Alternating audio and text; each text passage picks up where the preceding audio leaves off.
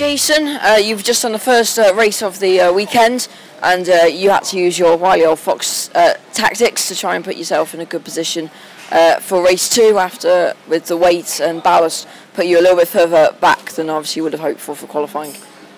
Well, not so much that. In qualifying we had some problems. We had a front left damper had gone, so we had the rebound control was fine, but it had no bump control, so it effectively what happens there then is the car, because it's so bumpy, it jacks itself down on one corner, and also when you lean on it you've got no damper, and that messed up our qualifying. Because of that we then bent something on the rear suspension as well, so that was kind of put us on the back foot. So yeah, the key was to try and get a good lap time to try and recalibrate the weekend and start again from race 2, which we've done, and I'm relatively pleased. I mean, my performance was a bit soft in my approach.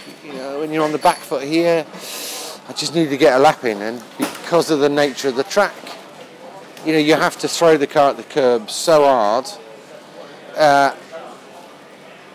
and you've got no idea what will happen. Because of that, I left a little bit on the table.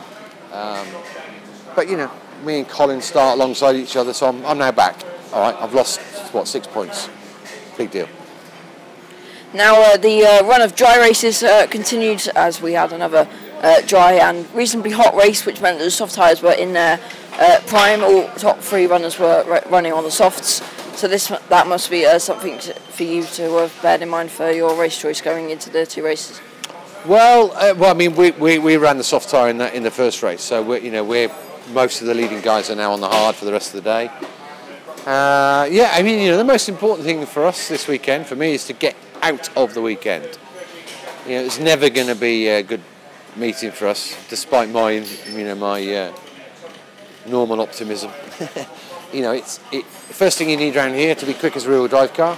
Next thing you need is a front-wheel drive car dragster, Matt Jackson, with no weight, and then you need a Honda, short wheelbase, front-wheel drive car, nimble, and then unfortunately then comes the VWs and the MGs, long wheelbase, front-wheel drive, and in our situation very heavy, and that's not a good not a good package around here. But that said, Rockingham, Silverstone, Brands Hatch Grand Prix, bring it on. And finally, this track is the most close to a roller coaster. Does it take you a few? Building site. Does it take you a few laps, or maybe even your stomach a few laps, to try and get used to going up and down, and maybe even on 2 wheels for a bit of time? No, not really. You just got to be very careful, because you send it to the curbs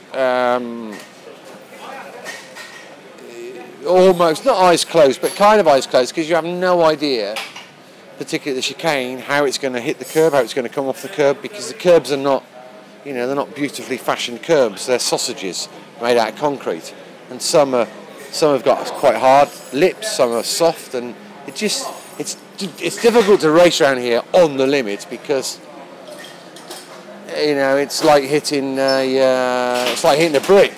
You have no idea what the car's going to do. Yeah, it's a bit like racing around a building site, to be honest. Okay, thank you very much for your time, Jason, and very good luck for the final 2 races today. Thank you very much.